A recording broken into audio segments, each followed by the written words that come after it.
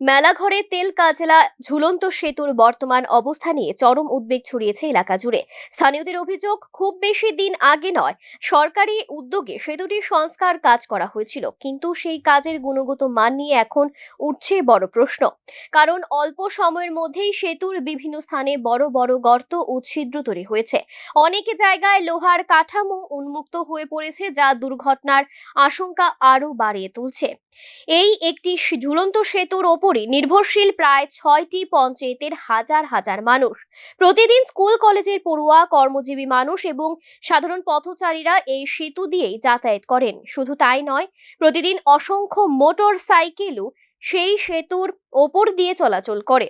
স্থানীয় বাসিন্দাদের বক্তব্য, এই সেতু পার হওয়া এখন কার্যত জীবনের ঝুঁকি নেওয়ার শামিল। তাদের আশঙ্কা, দ্রুত, স্থায়ী ও মানসম্মত সংস্কার না হলে যে কোনো সময় বড় ধরনের দুর্ঘটনা ঘটতে পারে। সংস্কারের নামে সরকারি অর্থ ব্যয়ের পর কেন সেতুর এমন অবস্থা, তা নিয়ে প্রশ্ন তুলেছেন এলাকাবাসী। তাদের দাবি, বিষয়টি গুরুত্ব দিয়ে তদন্ত করা হোক এবং দ্রুত স্থায়ী সমাধানের ব্যবস্থা করা হোক। আমার নাম হৃদয় ঘোষ। বাড়ি কোন জায়গা? তেলগাছলা। এই যে ভাঙ্গাচুরা সেতু দিয়ে চলতে তোমরা সমস্যা হয়নি? সমস্যা তো অনেক সমস্যা। আমি সেদিন রাত্রেবেলা আইতেছি, আমার পা ওই দেখেন পাটা অর্ধেক মানে চলাই গেছে। তো এটা মানে আজ অনেক দিন ধরে, আজ তো মাস 2 মাস ধরে সেটা এরকম আওয়াজ, আমরা খুব অসুবিধা হইতেছে, খুব অসুবিধা হইতেছে। ওখানে একটু আগে একটা অ্যাক্সিডেন্ট হয়েছে। হ্যাঁ, একটু আগে একটা অ্যাক্সিডেন্ট হয়েছে। আচ্ছা আচ্ছা।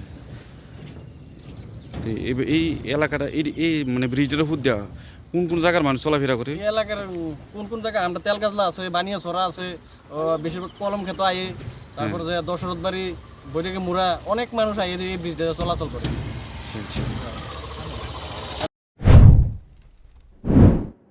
এখন দেখার বিষয়, সংশ্লিষ্ট দপ্তর কত দ্রুত এই সমস্যা সমাধানে কার্যকর পদক্ষেপ গ্রহণ করে।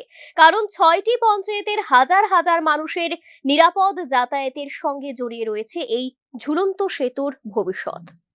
Bureau report, news now.